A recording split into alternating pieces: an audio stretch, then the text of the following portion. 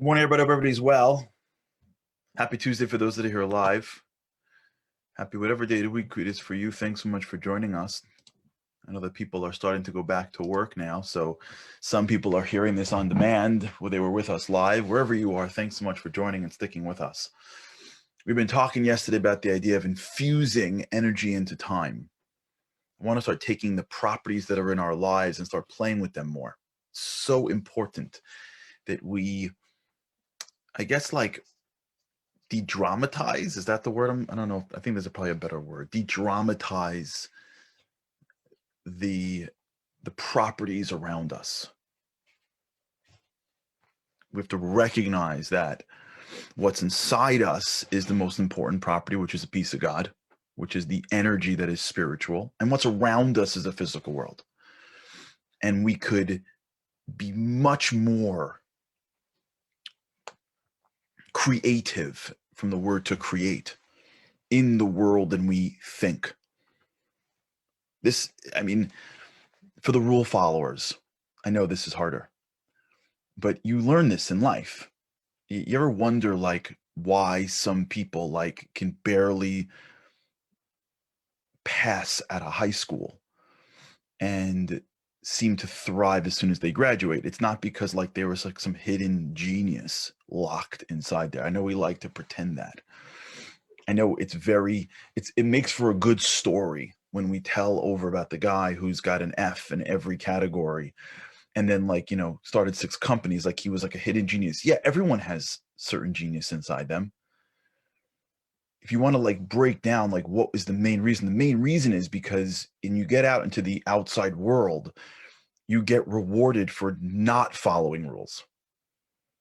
Now you have to navigate that properly. You can't just break rules all day. But typically, whenever you see any level of innovation, from macro innovation, we're going to now start bringing cars to the market. We're going to go and now make electric cars. We're going to change the way we do these things to micro innovation. Hey, how come in the office everybody always does this at 9 a.m.? Why don't we do this at 9 a.m.? And everyone's like, I don't know. We've always done it that way. But, like, why? Like, why don't we all get together for 10 minutes and just catch up on our day? Everyone's like, who does that? And it's just like, I don't know. Like, you know what I'm saying? Micro. Usually, whenever you see innovation, there's a rule that gets bended. Now you have to know how to navigate rules, right? Like, there's certain rules you can't bend. But the idea that we look over at the world in front of us and we are not overwhelmed into compliance, but we recognize that we are co-creators, is a fundamental tenet of being a human being vis-a-vis a relationship with God. He created a world intentionally, if you will, imperfect. Even though it's perfect, but it's intentionally imperfect. Because it wouldn't be fun if you build the Lego set for the little kids. You have to break the pieces open and let them build the set. That's part of the fun, is building the Lego. If every time they are about to do something, you do it for them, that's not fun. If every time, I mean, this would never happen. I think I saw a movie this when I was like a kid. Like, if you're playing football and as you're running, the guy blocking you take out a gun and shoot him, you get a touchdown, but that's not fun. Not to mention you'll go to jail, and it's wrong. But, like, part of the fun of the sport is trying to figure out how to avoid the defense.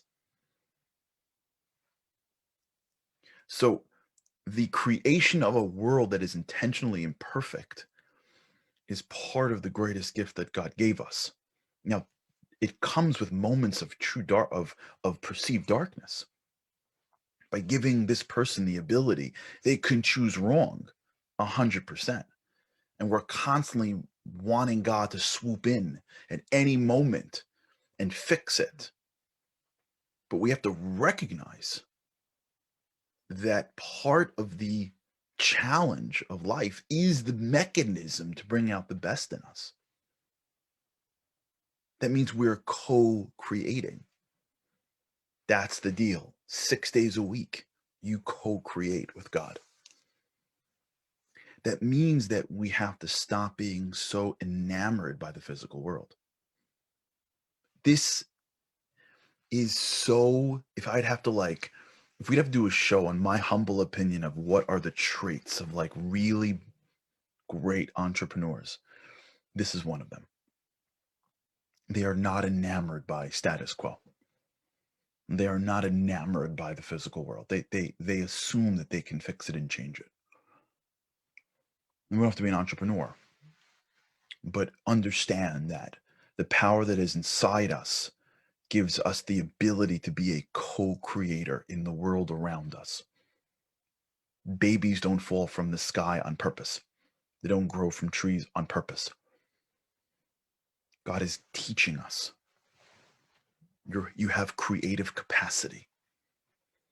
I've infused you and endowed you with a tselem Elokim, a vision of, if you will, of me. The human being is the representative of the divine. That means that when you look at properties that are physical properties, do not be thrown by them. You have the ability to influence them and change them. You can change your brain. We don't have to be subject to our brain. The feeling that we all have, which is the way what I was exposed to like before I was 20, that's my life. People feel this way, me included to some extent. Well, when I grew up like this, or I saw this, or I went through this background, or this education, or this, or whatever. I know people that are trying to make strides in their spirituality, and what blocks them is I didn't have this growing up. Okay. You didn't have email growing up. All right, like big deal. You didn't have a phone in your hand. You didn't have Zoom growing up. You're not going to use Zoom? We get this like thing. We're so enamored by our brain. Your brain is just a computer. You can change it to some extent. I don't want to like overdo it, but okay. We have a range. We could manipulate it. We could condition it. We know people that have a lifetime of eating incredibly unhealthy. And then you see them a few years later and something happens and they change their whole approach to food. We know people that had relationships that have been incredibly terrible and something triggered and they have changed themselves. We know people like this. And to some extent, we are people like this. We are co-creating with the power that God gave us. Now, if you want to like break it down to truth, it's really not us. It's really him giving us the power every second. But let's get there next. The truth is the power that we have is really not our power. It's really him. It's really the divine giving us the power every second. In Hebrew, it's kihu hanoten lecha koach la'asot chayil. It's he gives you the power to make. Fine, but that's truth. Let's just work with where we're at. I want to now get into the world of just respect. And that means that the physical properties are really for us to influence. That also applies to the physical properties that we can't touch: time, space, self. We can manipulate it. We can infuse it. We can change it. We can influence it. It's an amazing thing, the power that we have. Our words can change the world. Prayer can change the world. You can't put your hands on words, but you have them and you can put them out into the world and things change. But your energy, but I want, as you hear this, you to understand what I'm saying. I'm not talking about like some like fluffy, cutesy, kumbaya-y, like your energy. I'm talking about an actual energy source called spirituality that is real, that you have, that you can direct somewhere. I want you to feel that you are holding the keys to a nuclear power plant, and you can direct where that energy goes. You can figure out which pipes to put it through. It's real. You don't have to touch it to believe in energy. Scientists that study this don't need to taste energy to know that energy is real. And me and you have it. It's a gift that comes along with time. And we're stewards of energy. We are not just stewards of time, we're stewards of energy. Divine, powerful energy. We're nuclear plants. And if we're given more energy, it's because we got something to do with that energy. And when we go into our day, when we go into the time that we're about, when we go into the things we need to engage in, when we look at the blocks called our day, which are just blocks of time that click, click, click, we could turn to those times and infuse it with energy and give us the strength during that time to do a little bit more than we thought possible. But it won't work if we are the slaves to time. That was one of the greatest gifts that God gave us. There's so much symbolism here. I mean, the first command that God gave the Jewish people in Egypt was to sanctify the month, because he was teaching us that you are going to control time now. I'm taking you out of Egypt. I am taking you out of someone else who controls your time. A slave is controlled in its time, and I'm giving you the gift of time. I'm not just giving it to you so that it clicks off. I'm giving it to you so that you now have gifts. The gift, if your eyes are open, you have the gift of energy that's inside you. You have me inside you.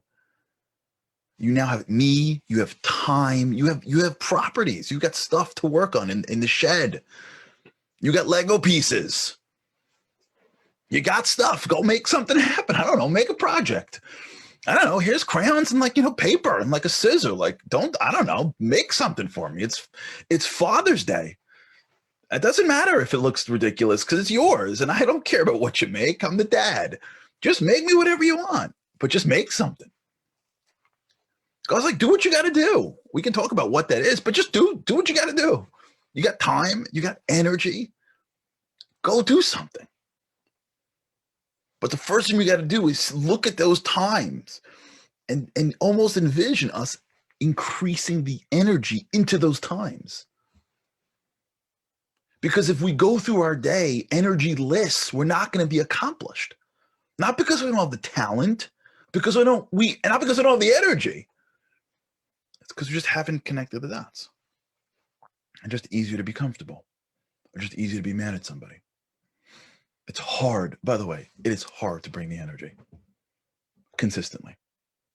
It's hard. If you ever get up every day at the same time, it's hard sometimes. It's hard to do the same thing every day with enthusiasm.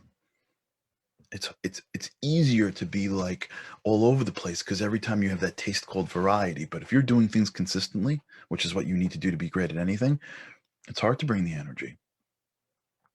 So we just assume that the energy comes to us, but it's not true. I remember I told you this story once. It's amazing how I thought it would be so terrible. It ended up being such a powerful moment in my life. I told you the story when I was on a trip once for the guys. In the morning when I left, my phone fell in the sink. Remember that story? It was the last day of the trip. We were in Israel. And we were flying home that day. It was a crazy day. We had to give a class in the morning. We ran around Jerusalem. We had a banquet. We all had to board planes by midnight, right? We flew back home, the whole deal. And everything is on my phone. Everything is on my phone. In the morning, as I'm cleaning up and I'm rushing to get everything packed because I had 10 minutes to go back to the hotel, pack the stuff, get the bags at this guy's in this guy's car, and get back to this and get back to that. I'm running around, leading the trip. I'm cleaning up the bathroom of the hotel, all the toiletries, and I mistakenly am. As I'm putting the sink on to clean things, whatever, I'm doing a million things, and my elbow hits my phone and it just goes right into the sink. And I turn up to look down at my phone, like under like 3 inches of water. Zzz, zzz. Phone's dead. Last day of Israel. Forget it. Just forget like the little things, like how do you order the Uber when you get out? Forget that stuff. Getting to the airport, what time, this, that. And my first feeling was like drained. Drained. And I'm on the car getting to the first class. And I'm like, what am I going to do? And I call this guy and that guy. They're like, we can take it to a shop. It's a 24-hour turnaround. And I'm like, just drained of like, what's going to be, what's going to be, what's going to be. And I remember getting in front of that classroom. And the guy's like, hey, Charlie, like, great trip. Looking forward to. And I'm thinking to myself, like, you're going to not bring energy because of your stupid phone? You're a nobody. There are people here. They're giving you their attention. Your phone? You kidding me? Like I had to go to the side to like literally do this. I didn't know I was doing it, but do this to like stop and like infuse my energy into this next moment, which was the last class of the trip. Because it's not fair to them that my phone fell into a sink. I got to reduce the energy that I'm bringing to this class because I got to worry about my phone. So what? Big deal. I can't get home without a phone. Like no one did that before. And it worked out fine. Whatever it was. I survived without a phone for a day. Shocker. I still got home. You think it's fair to the world around us that we don't come to this day with energy? You think it's fair to our employees and our family members? You think it's fair to the guy in the street? You think it's fair to the mailman who's lugging around the mail in the rain that you don't have the energy to give him a big smile? Why? Because you had a hard day today? I have a rabbi who's in Israel right now. His name is Rabbi Shmuel Brazil. Incredible man. Incredible man. He lost his wife when he was young. He was a rabbi. He had students, and he lost his wife. It was a terrible tragedy. And he sat shiva, and a friend of mine would learn with him in the afternoon. So the day came where he returned to yeshiva. Remember, he's a rabbi. He has students, and my friend who was learning with him at a certain time during the day called the rabbi and said, Rabbi, you're not going to come in. Like, don't worry about it. He goes, no. He sat shiva. It's time. I got to get back. He says he has to get back with his life. So I remember my friend tells a story like I couldn't believe it. He says he walks into the main room. In Hebrew, it's called the Beit Midrash, which is the main study area. The door opens for this class. But this is the first time he was back since everybody had gone to the funeral of his wife, and the entire yeshiva turns to the door and gets silent. And he pauses, and my friend is standing there by the door waiting for him. And he lets out the biggest smile. Hey, how are you? And everyone's like shocked. And they go sit down, they study, they go through their hour of their learning session. And when it's over, my friend says, I'm sorry to ask the rabbi this, but like, are you a human being? Like, why are you so smiley for? Everyone understands. And he turned to him and he said the most powerful thing. He said, oh, my heart is broken in a million pieces, he says. But my smile is public property. I don't have the right to take my broken heart and break yours. My smile is public property. Do you hear that? Do you hear that wisdom? Can you imagine people living like this? My smile is public property. People walk around like in a sour face because like they're just not in the mood. You got to deal with people all day who aren't in the mood. People have to suffer from other people that just don't feel it. We're all like this. My smile is public property. You know what he's saying? You deserve more energy. I'm going to infuse this moment in more energy than I feel like I want to put in. Because if I can force the energy in, it will go in, which is what we're going to talk about. Forcing energy. But before we do that, let's just for a second, please, let's just for a second recognize just what kind of responsibility we have to be alive. And just how much the world around us needs to make sure that remember yesterday we spoke about that homework? Picture the thing that you're doing, picture the energy thermometer, raise it for 10 minutes. Just how much the world needs us to be experts at that. All right, we'll talk about this again more with God's help. All right, have a great day, everybody. Bring the energy. Bring the energy. The people around us deserve it. Hope all is well. Have a great day with God's help. I can't wait to see you again tomorrow.